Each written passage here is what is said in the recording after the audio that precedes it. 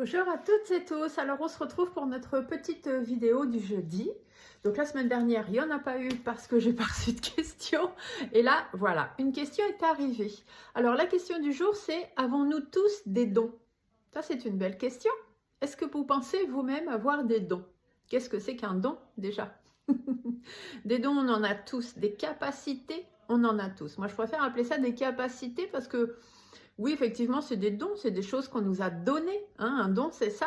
C'est l'univers qui nous a permis d'avoir ces dons et de pouvoir soit nous en servir, soit pas nous en servir. Hein. Ça va dépendre aussi si on les exerce, si on en tient compte, si on a envie de les développer, si on a envie déjà de les mettre à jour et de savoir si on en a ou pas. Mais de toute façon, tout le monde a des dons.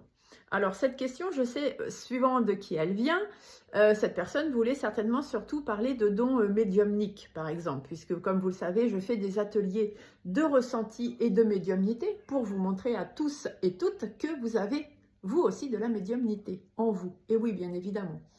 La médiumnité n'est pas réservée à des personnes spécifiques, à une élite plutôt qu'à une autre. Non, non, non, non, absolument pas.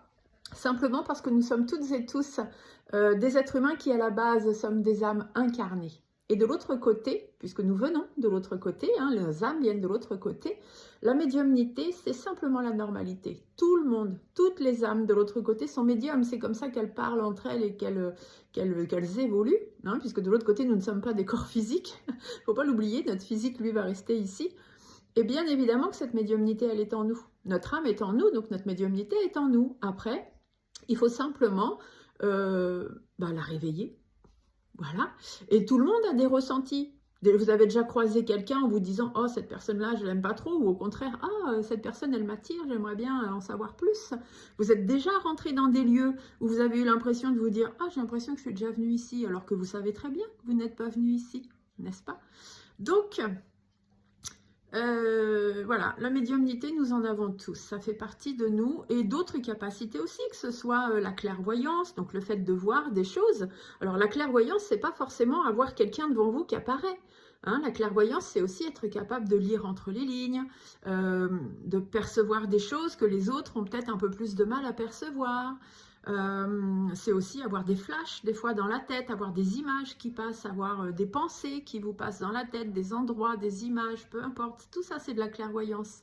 La clairaudience, le fait d'entendre des choses. Alors des fois, c'est vraiment une voix, on a l'impression d'avoir une voix qui vient vous chuchoter à l'oreille, ou même parfois par l'effort, mais des fois, c'est juste... voilà, on a l'impression d'avoir entendu un bruit, d'avoir... Voilà, c'est pas forcément très clair. Hein. Moi, je sais que quand je perçois, des fois, je comprends pas tout. Hein. C'est un peu comme si on chuchotait ou comme si c'était un peu chamallow, vous voyez. Donc, il faut un petit peu que je décortique. Des fois, c'est des mots. L'autre jour, j'ai eu des chiffres dès le matin en me réveillant. 8, 4, 20, 8, 4, 20, 8, 4, 20. Je ne savais absolument pas à quoi correspondaient ces 8, 4, 20. Et c'est en fin de journée que j'ai su que ces 8, 4, 20 étaient simplement la date de départ de quelqu'un. Et la personne à qui j'en ai parlé m'a dit: c'est ma mère. Donc, voilà. Vous captez tous des choses. On est tous capables de capter des choses. Il y a les ressentis.